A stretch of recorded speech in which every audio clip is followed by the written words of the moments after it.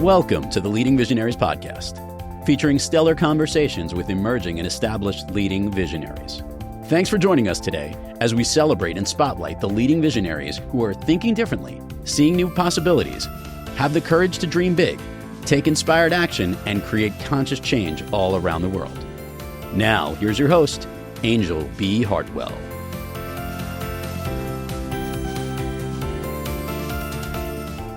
Hello and welcome. This is Anjel B. Hartwell, host of Leading Visionaries podcast, and I'm back with another Minisode. So today I want to talk about the difference between entertaining vision and energizing vision. And I just actually was off an interview with somebody who has had many visions.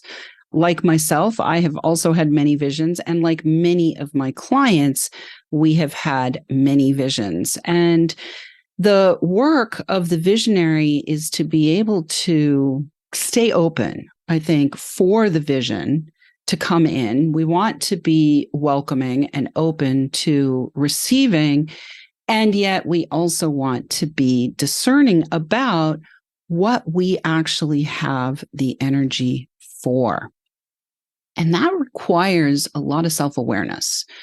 And it requires a learning of the truth, which is if you saw all the details that went into bringing a vision into reality, when it first came in, you'd be like, oh my God, no way. I'm not going to do this.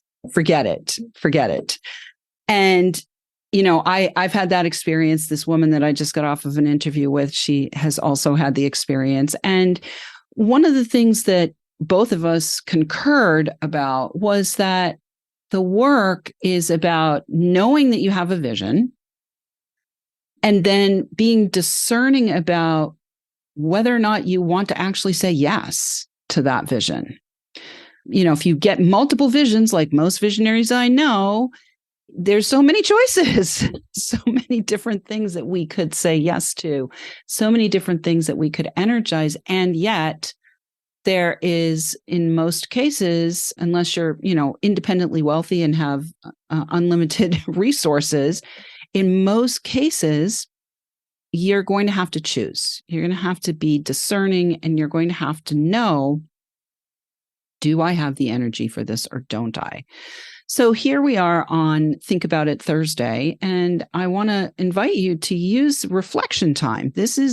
Reflection time is when you get to stop the activity and stop the world, basically. We call it stopping the world in shamanic terms. And you get to take like a balance sheet look at a snapshot, look at everything that you have going on right now in your life, and make some decisions and decide, is this right timing for this vision to come into reality?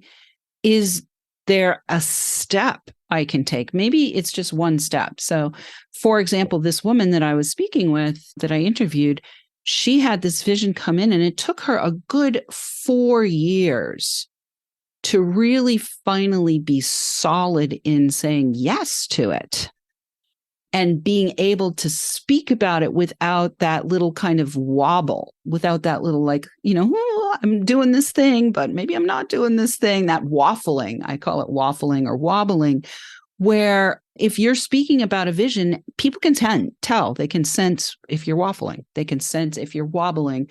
And if you're waffling or wobbling, it's going to be very difficult to enroll support. It's going to be difficult to enroll team support. It's going to be difficult to enroll financial support. It's going to be difficult to enroll clients and customers. If your vision is something of a commercial nature, it's going to be difficult to enroll followers if your vision is more of a philanthropic or activist nature. And so you've got to be solid. You've got to be really solid in saying yes to it. And then patient, like really patient with and allowing for the mystery, like really allowing for not knowing exactly how things are going to turn out, not knowing exactly what the details are going to be, not knowing, what 3 steps from now is going to look like, not knowing what 2 years from now is going to look like.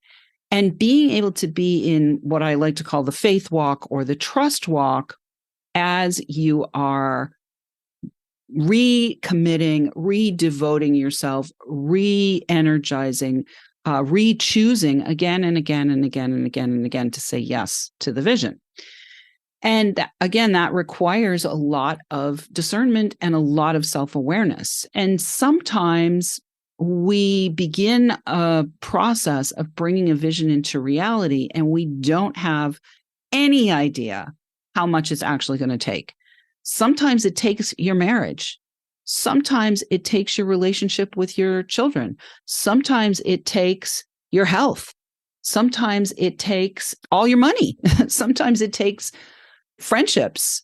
I had an interview with a woman on my other podcast who had millions of dollars in real estate deals back before the 2008 crash, that she was in collaborative partnerships with all kinds of friends and had to turn around to all of her friends during that crash and say, I don't have the money and I can't pay you back.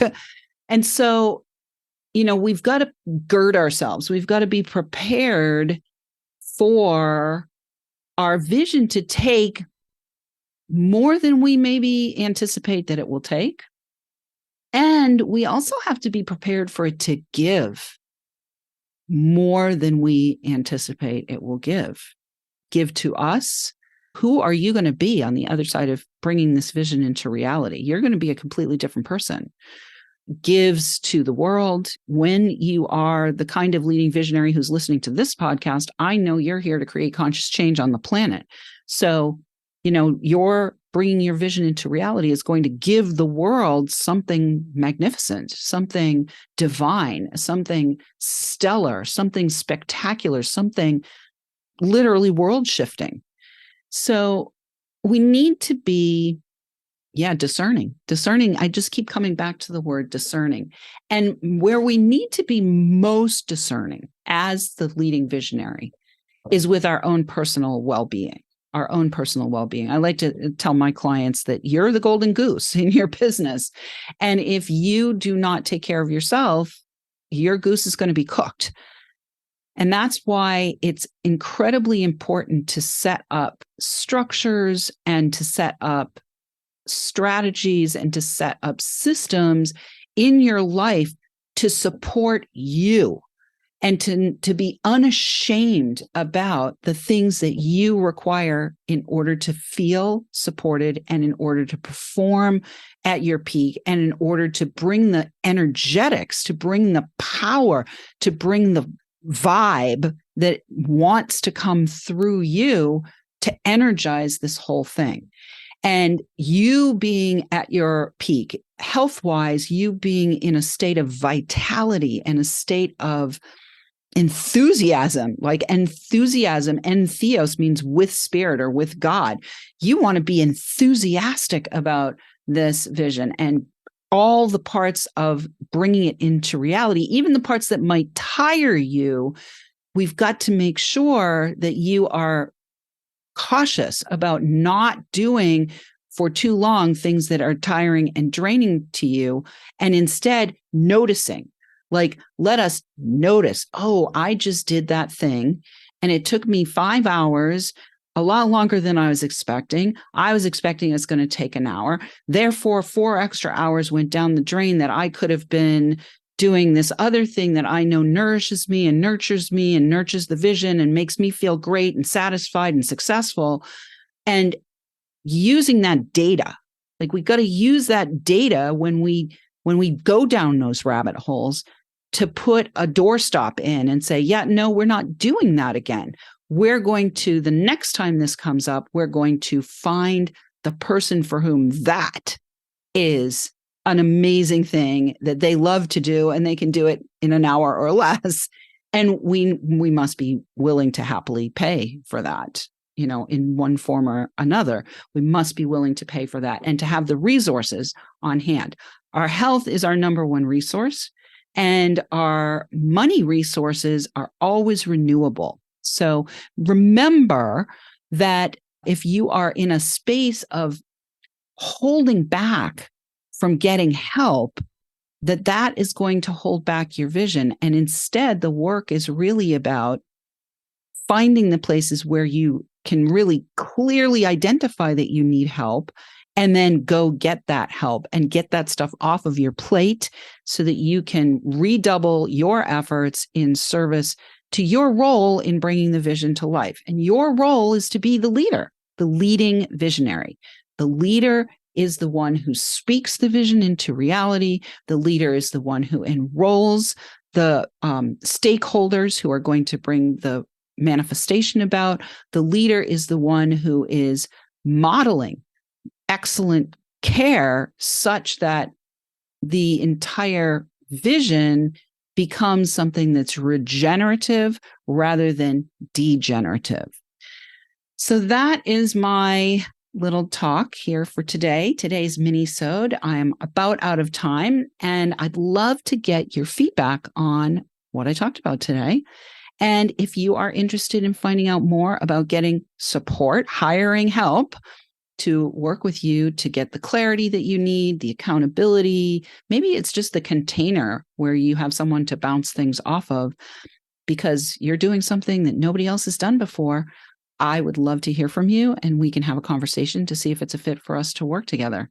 That's it for today. Please definitely download, rate, review. We love 5 stars. 5 stars is welcome. And be a member of our community if you're not already. Give us feedback. We love to receive that. And thank you again for tuning in. Have a great rest of your day. Thanks for tuning in, downloading, and listening. Be sure to rate and review Leading Visionaries on Apple Podcasts and share with other people you know who can benefit from today's episode.